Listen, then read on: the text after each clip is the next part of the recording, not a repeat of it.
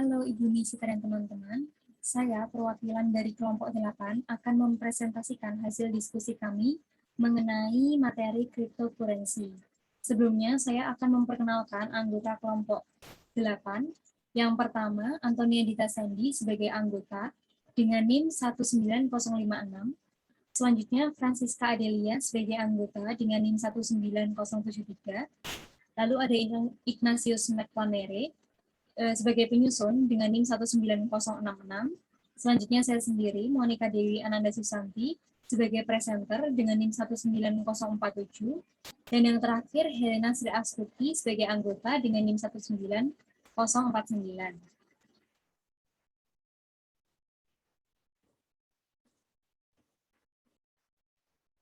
Sebelumnya, saya akan menjelaskan sedikit mengenai materi cryptocurrency.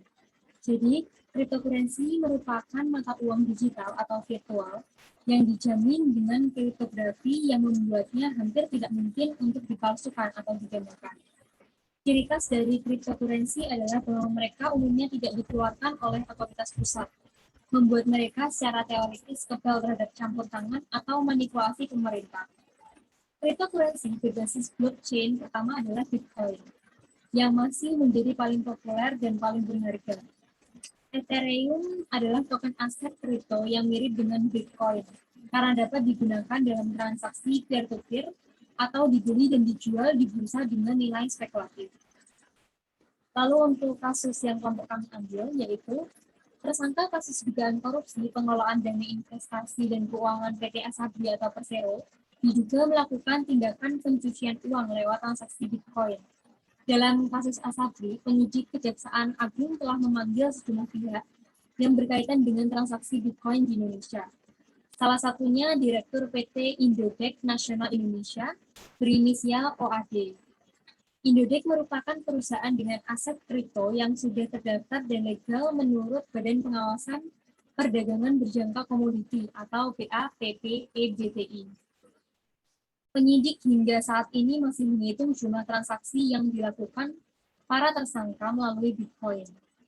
Peneliti Pusat Kajian Anti Korupsi Universitas Gadjah Mada atau Pusat UGM, Eka Nandara Rizky, menyatakan, cuci uang lewat transaksi Bitcoin merupakan modus yang terbilang baru dalam kasus tindak pidana korupsi. Menurut dia, modus ini sebelumnya telah lazim digunakan dalam kasus pendanaan terorisme maupun kasus transaksi jual beli narkoba. Dalam kasus tindak pidana korupsi, ia menyebut modus cuci uang lewat transaksi Bitcoin mulai dilakukan seiring perkembangan teknologi yang memudahkan pelaku kejahatan menyamarkan aset. Lalu untuk kesimpulan yang kelompok kami bisa ambil, yaitu seperti yang kita ketahui, cryptocurrency merupakan mata uang digital atau virtual yang dijamin dengan kriptografi yang membuatnya hampir tidak mungkin untuk dipalsukan atau digandakan. Kripto sendiri mengacu pada berbagai algoritma enkripsi dan teknik kriptografi yang melindungi entry ini, seperti enkripsi kurva elips, public-private key pairs, dan fungsi hashing. Seperti halnya kasus dugaan korupsi pengelolaan dana investasi dan keuangan PT Asabri atau Persero, diduga melakukan tindak pencucian uang lewat transaksi Bitcoin. Pencucian uang lewat transaksi Bitcoin merupakan modus yang terbilang baru dalam kasus tindak pidana korupsi. Sekian presentasi dari kelompok kami, kurang lebihnya mohon maaf. Terima kasih. Untuk teman-teman yang memiliki pertanyaan, silakan mengisi kolom di grup.